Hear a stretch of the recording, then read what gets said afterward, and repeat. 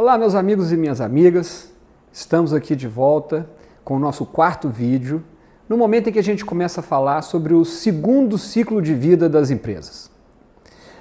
Nesse momento, nesse segundo ciclo, eu costumo brincar que a empresa fazendo a pergunta: quem sou eu?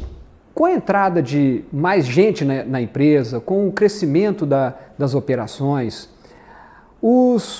aquelas pessoas que foram sendo contratadas para, num primeiro momento, fazer de tudo um pouco, elas começam a ser organizadas por áreas funcionais, começam a ter algumas responsabilidades. E o fato de nós termos essa primeira estruturação faz com que as pessoas comecem a pensar na empresa de forma diferente e comecem a questionar aquilo que o seu fundador, aquilo que o empreendedor original usava como sendo o espelho dele próprio na organização. Esse é o primeiro momento em que a organização percebe que a empresa não é o dono e o dono não é a empresa. Esse é um conceito clássico de contabilidade, né, dessa segregação das entidades, e pensando do ponto de vista organizacional, isso leva a que a empresa comece a pensar na sua própria identidade. O que ela é? Qual que é a sua razão de existir? Qual que é o seu propósito? Não obrigatoriamente vai ser aquele que o sócio original tinha pensado. E aí começa o processo de reflexão. É a hora que começam a se pensar as declarações empresariais, né, da missão, da visão, dos valores, dos princípios e tudo mais. É o momento em que começa a fazer alguma segregação do patrimônio, né, aquela confusão patrimonial inicial do primeiro ciclo começa a incomodar, todos começam a sentir a necessidade de organizar isso, mas ainda não temos uma estrutura totalmente organizada, o que leva, obviamente, aos processos começarem a se organizar, porém ainda não existe padrão. Os processos ainda são muito dependentes das pessoas que estão à frente da sua execução. Essa questão do padrão influencia, obviamente, as questões de controle. Se eu não tenho um padrão, a tendência é que eu não exerça controle sobre esses processos. A coisa começa a funcionar, a empresa ganha complexidade, porém, a gente ainda, eu brinco que é a empresa ela é uma empresa sem controle, sem dados para tomada de decisão, que é um fato importantíssimo. As tomadas de decisão são feitas por intuição.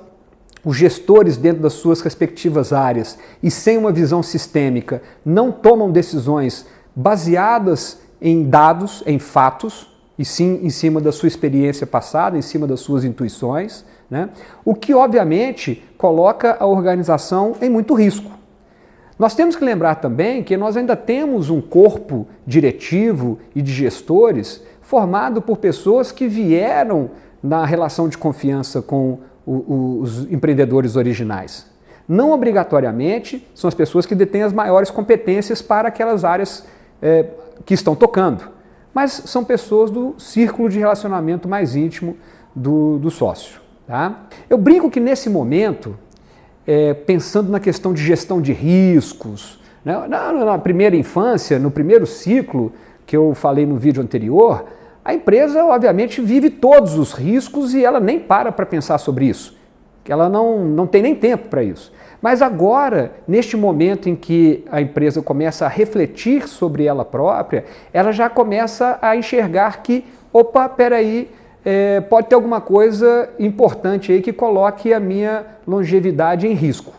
Mas não é o momento ainda de fazer um mapeamento mais estruturado sobre isso.